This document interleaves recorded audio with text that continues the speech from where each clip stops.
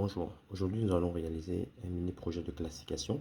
Maintenant que vous savez comment fonctionne Python, comment on fait pour importer les librairies, comment on manipule Panda, NumPy, ben, je pense qu'aujourd'hui on peut rentrer dans la pratique. Donc là nous allons prédire des chiffres. Ok, donc là j'ai récupéré des données. Comme vous pouvez le voir, donc là voici les caractères, donc ça c'est 5 normalement. Ici si je plotte le donc 0, vous voyez avec les différentes formes, data augmentation si vous vous souvenez. 1, 2, 3, 4, 5, 6 jusqu'à 9. Donc là, je split mes données. Donc les données d'entraînement qui sont ici, les données de test par exemple.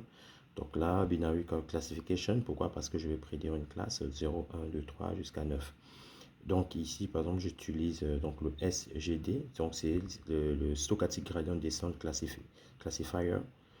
Par exemple, donc là, bon, je fais la prédiction. Il me dit si c'est trop. Là, je vais utiliser également, ça c'est deux techniques en fait pour splitter à peu près mes données avec des folds. Et donc je vais utiliser également d'autres types de modèles. Donc là je peux checker la précision par exemple. Ici je peux checker le recall. Je peux checker également le F underscore.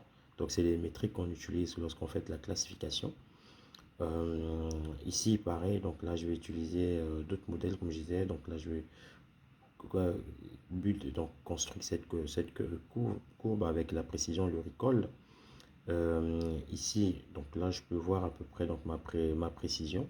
D'accord. Ici, je peux également construire une coupe de roc. Comme vous pouvez bien le voir. Là je vérifie. Donc, c'est la coupe de roc score hein, qui est à 96%. Ici, donc je vais utiliser également d'autres modèles. D'accord, pour comparer à peu près les résultats. Donc là, je vais scaler.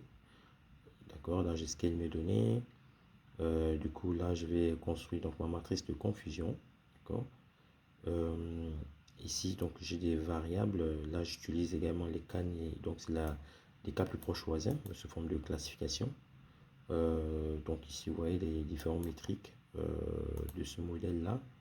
Ici, je peux utiliser, encore comme je disais, d'autres modèles pour pouvoir tester les prédictions. Donc là, je vais entraîner le modèle et après, donc c'est ça. Après, je peux tester également. Je pourrais tester, voir est-ce qu'il arrive à bien prédire ou pas. Donc là, je fais predict. Donc je vais prédire, donc le numéro retourne par exemple 97%. J'essaie d'accélérer. Donc ici, voilà. Donc après, je peux tester la prédiction. Enfin, je peux tester si je donne une valeur. Ouais, donc là, je vais prédire par exemple pour voir ce que ça donne en sortie. Donc voilà. Donc le notebook sera disponible sur mon GitHub. Donc vous pouvez aller le télécharger. Donc n'hésitez pas à vous abonner, partager, liker et continuer toujours de progresser.